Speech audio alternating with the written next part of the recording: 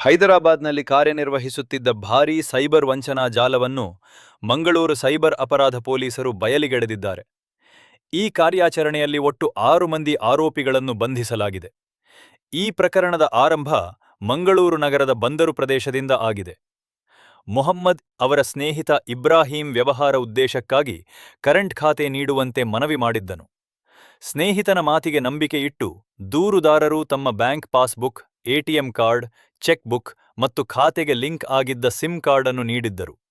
ಆದರೆ ನಂತರ ಆ ಖಾತೆ ಸೈಬರ್ ವಂಚನೆಗೆ ಬಳಸಲಾಗುತ್ತಿರುವುದು ಪತ್ತೆಯಾಗಿ ಮಂಗಳೂರು ಸೈಬರ್ ಪೊಲೀಸ್ ಠಾಣೆಯಲ್ಲಿ ಪ್ರಕರಣ ದಾಖಲಾಗಿತ್ತು.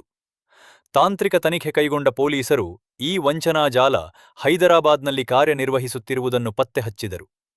ತಕ್ಷಣವೇ ವಿಶೇಷ ಪೊಲೀಸ್ ತಂಡ ಹೈದರಾಬಾದ್ಗೆ ತೆರಳಿ 5 ಮಂದಿಯನ್ನು ಬಂಧಿಸಿದೆ. ಮತ್ತೋರ್ವ ಆರೋಪಿಯನ್ನು ಮಂಗಳೂರಿನಲ್ಲಿ ವಶಕ್ಕೆ ಪಡೆಯಲಾಗಿದೆ. ಬಂಧಿತರಿಂದ 18 ಮೊಬೈಲ್ ಫೋನ್ಗಳು, 1 ಲ್ಯಾಪ್ಟಾಪ್, 12 ಸಿಮ್ ಕಾರ್ಡ್ಗಳು, 15 ಚೆಕ್ ಬುಕ್ಗಳು, 12 ಬ್ಯಾಂಕ್ ಪಾಸ್ಬುಕ್ಗಳು ಹಾಗೂ 18 ಡೆಬಿಟ್ ಕಾರ್ಡ್ಗಳನ್ನು ವಶಪಡಿಸಿಕೊಳ್ಳಲಾಗಿದೆ. ತನಿಖೆಯಲ್ಲಿ ಚಕಿತಗೊಳಿಸುವ ಅಂಶಗಳು ಬಹಿರಂಗವಾಗಿವೆ.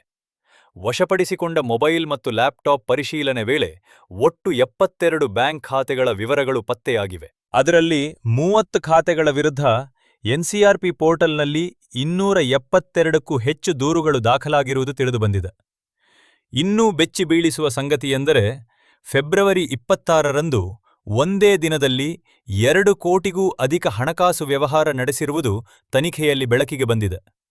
ಆರೋಪಿಗಳು ಸಾಮಾಜಿಕ ಜಾಲತಾಣಗಳ ಮೂಲಕ 4ರಿಂದ 6% ಕಮಿಷನ್ ನೀಡುವುದಾಗಿ ಆಮಿಷ ನೀಡಿ ಜನರಿಂದ ಬ್ಯಾಂಕ್ ಖಾತೆಗಳ ಸಂಪೂರ್ಣ ವಿವರಗಳು ಮತ್ತು ಒಟಿಪಿ ಪಡೆದು ವಿದೇಶದಲ್ಲಿದ್ದ ಸೈಬರ್ ವಂಚಕರಿಗೆ ಕಳುಹಿಸುತ್ತಿದ್ದರು ಎಂದು ಪೊಲೀಸರು ತಿಳಿಸಿದ್ದಾರೆ. ಪ್ರಕರಣಕ್ಕೆ ಸಂಬಂಧಿಸಿದಂತೆ ಇನ್ನಷ್ಟು ಹಣಕಾಸು ವ್ಯವಹಾರಗಳ ಪರಿಶೀಲನೆ ಮುಂದುವರಿದಿದೆ. ಸೈಬರ್ ಪೊಲೀಸ್ ಇಲಾಖೆ ಸಾರ್ವಜನಿಕರಿಗೆ ಎಚ್ಚರಿಕೆ ನೀಡಿದ್ದು, ಯಾವುದೇ ಕಾರಣಕ್ಕೂ ನಿಮ್ಮ ಬ್ಯಾಂಕ್ ಖಾತೆ ವಿವರಗಳು, ಒಟಿಪಿ ಅಥವಾ ಎಟಿಎಂ ಮಾಹಿತಿಯನ್ನು ಇತರರಿಗೆ ನೀಡಬಾರದು ಎಂದು ಮನವಿ ಮಾಡಿದೆ.